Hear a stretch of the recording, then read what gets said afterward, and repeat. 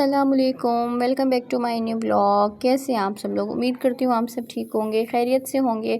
हम भी बिल्कुल ठीक और खैरियत से हैं, अल्लाह पाक का करम है, आप सबकी दुआएं हैं। तो जी वेलकम हो गया आप सबका मेरे एक और न्यू व्लॉग में। आपकी बहन हाजिर हो चुकी है एक और न्यू व्लॉग के साथ। और सबसे पहले तो मैं ये कहना चाहूँगी कि जो जो मेरे बहन भाई मेरे व्लॉग देखने के लिए 10 से 15 मिनट निकालते हैं, मेरा व्लॉग देखते हैं, वीडियो को लाइक करते हैं, अच्छे अच्छे कमेंट करते हैं और मेरे चैनल को सब्सक्राइब करते हैं, तो मुझे बहुत ज़्यादा खुशी हुई होती है और उन लोगों के लिए मेरे दिल से बहुत ज़्यादा दुआ निकलती है।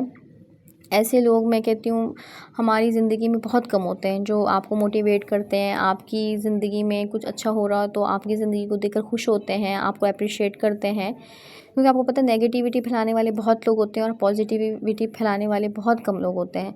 तो ऐसे लोगों का मैं बहुत ज़्यादा शुक्र अदा करती हूँ जो हमें सपोर्ट करते हैं, हमें जो है इतना सपोर्ट करते हैं, इतना प्यार देते हैं कि हमारा दिल करता है कि हम फिर उनके लिए व्लॉग बनाएं, उनके लिए अपनी वीडियो शूट करें।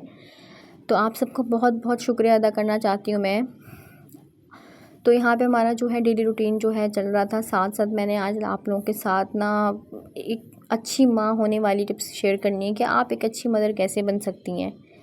कहीं ना कहीं हम माँ तो होती हैं, हम सारे फ़र्ज़ माँ होने के सारे फ़र्ज़ अदा कर रही होती हैं हमारी नज़रों में, लेकिन कहीं ना कहीं हम कुछ ना कुछ बातों को इग्नोर कर देती हैं और कुछ ना कुछ बातों को नज़रअंदाज करके छोड़ देती हैं। उससे हमारे बच्चों के जहन पे, हमारे बच्चों की ज़िंदगी में, उनके पास्ट और उनके आने वाली ज़िंदगी में बहुत असर पड़ता है, बहुत ज़्यादा। तो कोशिश क्या करें अपने एक अच्छी माँ होने का सबूत पूरी तरह दें। कोई ऐसी चीज़ ना छोड़ें जो कल को आपके बच्चे याद करके और दुखी होएं या फिर ये सोचें कि यार हमारे माँ बाप ने मान लो ये नहीं किया था, ये चीज़ हमें नहीं सिखाई या नहीं की। तो कोशिश करना चाहिए, अगर आप कुछ लोग ऐसे होते हैं ना कि भाई बच्चे पैदा करके छोड़ देते हैं उनको उनके हाल पे कि वो जैसे तैसे बड़े हो जाते हैं, लेकिन ऐसे मैं कहती हूँ पता नहीं ऐसे लोग कहाँ से आते हैं। फिर से मैं यही बात कहूँगी क्योंकि मुझे बहुत दुख होता है जब मैं इस तरह के बच्चों को देखती हूँ।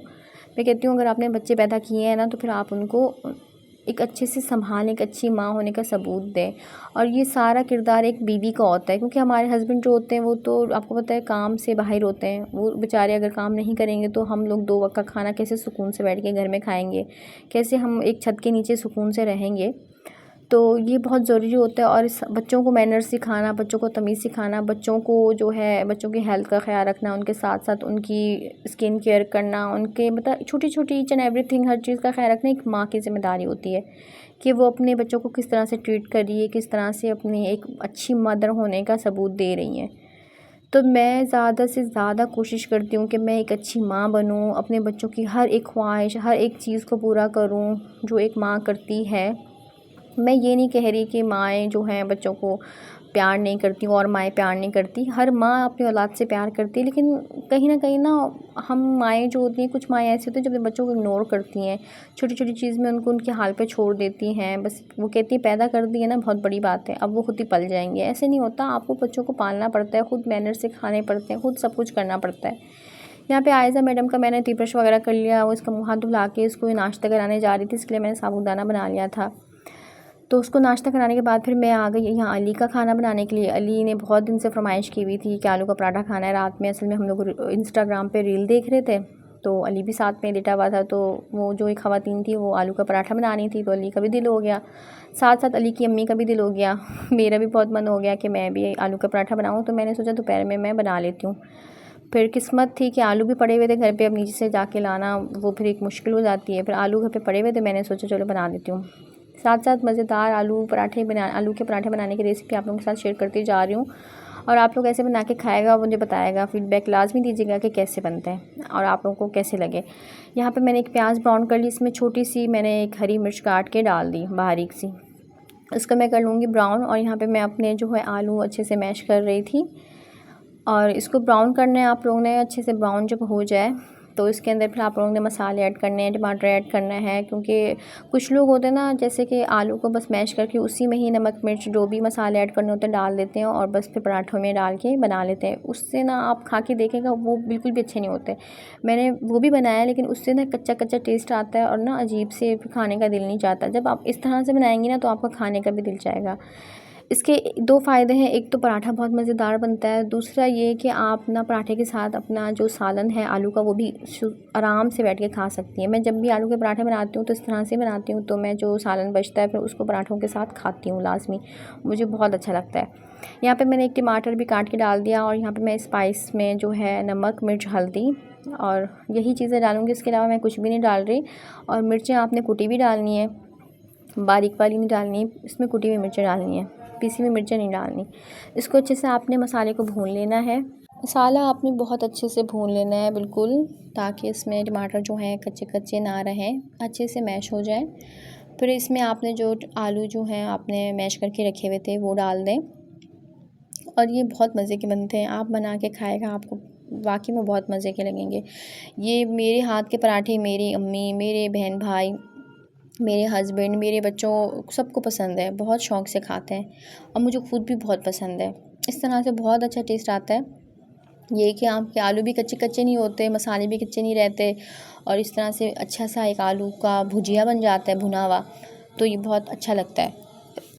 और यहाँ पे मेरी भुजिया जो है रेडी हो चुकी थी, आटा मैंने गूँध के रख दिया था। पराठों के लिए आपको पता है 10 से 15 मिनट पहले ही इंसान को ना आटा गूँध लेना चाहिए, क्योंकि फिर पराठे ना टूटने लग जाते हैं। अगर आप फ़ौरन से आटा गूँध के फ़ौरन से ही फिर पराठे बनाने लग जाते हैं तो वो टूटने लग जाते हैं।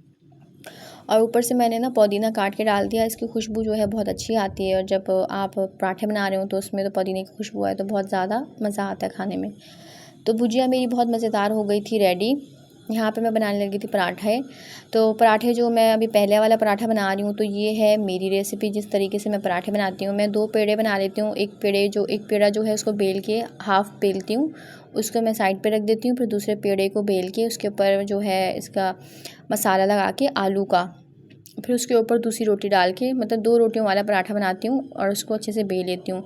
आप छोटा पेड़ा बनाएंगी ना और वो बहुत मज़े का बनेगा, बहुत मज़े का। मोटा भी नहीं बनता, ज़्यादा मोटा पराठा आप बोले कि बहुत हैवी पराठा बन रहा है, नहीं। छोटे छोटे पेड़े बनाएंगी, उससे आपका पराठा बहुत पतला सा और बहुत मज़ेदार बनेगा, बहुत ज़्यादा। ये पहली वाली जो ये तरीका है, ये मेरा तरीका है जिस तरह से मैं बनाती हूँ। और जो दूसरा पराठा मैं बनाऊँगी वो भी आप देखिएगा, वो मैंने जो इंस्टाग्राम पे रील देखी है वो ख़वातीन बना रही थी इस तरह से, तो मैंने सोचा कि उस तरह से बना के भी देख लेती हूँ उस तरह से कैसे बनता है। तो आप लोग मुझे फ़ीडबैक लाज़मी दीजिएगा कमेंट बॉक्स में कि कौन सा वाला पराठा ज़्यादा अच्छा बना था, मेरा वाला या जो मैंने इंस्टाग्राम से रील देखी थी वो वाला। तो यहाँ पे पराठे मेरे जो हैं बनते जाएंगे। साथ साथ मैं आप लोगों से एक बात शेयर कर दूँ जो कि काफ़ी टाइम से मेरे दिमाग में चल रही थी। तो ये एक मेरे बचपन का वाक़या है कि हम, जैसे कि आज हमारी जो टॉपिक चल रहा है एक अच्छी माँ होने का, एक अच्छे मतलब माँ बाप होने का। तो यहाँ पे मैं ये सोच रही थी कि बचपन में ना, मतलब तकरीबन मैं 8 साल की होंगी शायद, और जो हम जैसे कि 8 बहनें थीं और एक भाई था ना, मतलब अब तो 2 भाई हैं लेकिन उस दौरान हम लोग थीं, समझ लें 5 बहनें थीं और एक भाई था। उसके बाद फिर 2 साल के गैप के बाद फिर 2 बहनें और एक भाई फिर बाद में पैदा हुआ ना। तो जो सब बहनों में से छोटी वाली मैं थी, फिर मेरे बाद एक भाई था। तो जब हम दोनों एक ही एज के थे ना, मतलब भाई और मुझ में इतने एज डिफरेंस नहीं था, 1 से 1.5 साल का डिफरेंस होगा। तो फिर जब सैटरडे संडे आता था ना, तो उस दौरान फिर अब्बू जो है काम से आते थे, तो हर सैटरडे संडे को ना भाई को लेकर जाते थे ना झूले झुलाने, मतलब घुमाने, आइसक्रीम दिला के देते थे और उसको अच्छा खिलाना, बाहर से चीज़ दिला के देना और उसको झूले झुलाना। तो बस वो बोलते थे कि शाम में रेडी रहना, सुबह जब काम पे जाते थे और शाम में हम चलेंगे। तो मैं हर सैटरडे संडे को तैयार होके बैठती थी, काश मेरे अब्बू शायद मुझे भी ले जाएं शाम में। चलो पिछले संडे को नहीं ले गए, सैटरडे को नहीं ले गए, तो इस सैटरडे को ले जाएंगे। लेकिन अब्बू बस आते थे और बस भाई का हाथ पकड़ा, भाई को लेकर चले जाते थे और मैं इतना रो रही होती थी, इतना रो रही होती थी। अच्छा, बहुत सी बातें होती हैं जो हम भूल जाते हैं। मैं शायद 3 से 4 दिन पहले की भी कोई बात ऐसी होगी जो भूल गई होंगी, लेकिन कुछ बातें ऐसी होती हैं जो हमारे दिल में रह जाती हैं। तो ये बात मुझे आज तक भी याद है। मुझे कोई जलन नहीं होती थी कि मेरे भाई को मतलब अब्बू लेकर गए, मुझे लेकर गए। उसकी खुशी में हमारी खुशी थी क्योंकि एक ही भाई था।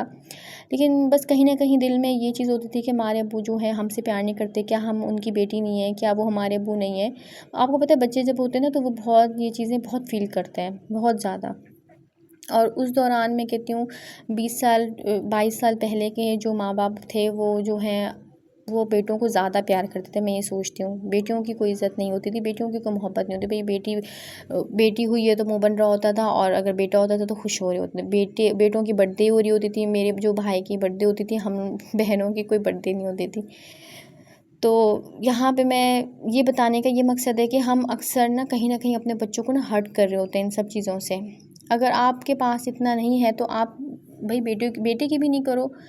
अगर कर रहे हो तो फिर दोनों बच्चों को एक ही जैसा रखो, एक ही जैसा प्यार दो, ताकि अगला बच्चा जो है वो माइंड ना करे, अगले बच्चे के दिल पे वो बातें लग जाती हैं। अब जैसे मैं एज इतना वक्त गुजर गया, मैं खुद एक बच्चों की माँ हूँ, लेकिन फिर भी ये बात मेरे दिल में रह गई ना, क्योंकि कुछ ऐसी बातें होती हैं जो हमारे दिल में रह जाती हैं। इसी तरह से हमारे बच्चे हैं, अगर हम उनके साथ कुछ ऐसा कर रहे हैं, अगर हम किसी एक के साथ बहुत ज़्यादा अच्छे से पेश आते हैं, वो हर चीज़ उसको दिला के दे रहे होते हैं, और एक के साथ हम सही नहीं रह रहे होते, तो उस बच्चों के दिल में ये चीज़ें रह जाती हैं। इससे बच्चे के जो माइंड पे बहुत बड़ा असर होता है। तो हमें कोशिश करनी चाहिए कि हम एक अच्छे माँ बाप होने का किरदार अदा कर रहे हैं तो बहुत अच्छे से करें, ताकि कल को हमारे बच्चे किसी भी बात को सोच के हमारे बारे कुछ गलत ना सोचें, हमारे लिए कोई बात दिल में ना रखें। तो हमें ज़्यादा से ज़्यादा कोशिश करनी चाहिए। और इसमें सारा किरदार जो होता है, मैं कहती हूँ एक माँ का होता है, क्योंकि शौहर जो होते हैं, बाप जो होते हैं, वो तो घर से बाहर होते हैं बेचारे, सारा दिन रात में ही आते हैं, तो उनका भी होता है, लेकिन ज़्यादा किरदार जो होता है वो माँ का होता है। तो अगर आपको मेरी वीडियो अच्छी लगी हो तो लाज़मी लाइक कर दीजिएगा। मेरी ये बात अच्छी लगी हो तो ये मैंने सोचा कि मैंने लाज़मी शेयर करनी है, क्योंकि कुछ हमारी ख़वातीन हैं ऐसी जो बेटियों की पैदा होने पे खुश नहीं होती, बेटों के साथ बहुत ज़्यादा मोहब्बत होती है कि भाई ये तो पराई होती हैं, ये तो अपने घर चली जाएंगी, बेटे तो हैं हमें कमा के देंगे, हमारा साया बनेंगे। ऐसा नहीं है, बेटी अगर पराई भी होती हैं, अगर वो उनकी शादी भी हो जाती है और घर भी छोड़ के चली जाती हैं, तो फिर भी वो अपने माँ बाप का बेटों से कई ज़्यादा मैं कहती हूँ ख्याल रख रही होती हैं। बेटी जो होती हैं वो अपने माँ बाप को बहुत ज़्यादा ख्याल रखती हैं। बेटे तो फिर भी शादी के बाद भूल जाते हैं। मैं आजकल जो चीज़ें चल रही हैं वो इतना नहीं देखते, लेकिन बेटी हर दुख में हर सुख में अपने माँ बाप के साथ खड़ी रहती है। चाहे वो खुद अपनी ज़िंदगी में जितनी ही कोई डिस्टर्ब ना हो, अपनी ज़िंदगी में कोई इतनी ही कोई उनकी ज़िंदगी में टेंशन ना हो, लेकिन फिर भी अपने माँ बाप के साथ खड़ी रहती है हर अच्छे बुरे वक्त में, कभी अपने माँ बाप का साथ नहीं छोड़ती। यहाँ पे मैं इमोशनल हो रही हूँ और बस मुझे अपना बचपन याद आ गया। तो अगर वीडियो आपको अच्छी लगी हो तो please like, comment, subscribe, share लाज़मी कर दिया करें मेरे चैनल को, और अपनी फैमिली का अपना बहुत ज़्यादा ख्याल रखें, हमेशा खुश रहें। इंशाल्लाह फिर मिलेंगे एक और न्यू व्लॉग में। अल्लाह हाफ़िज़।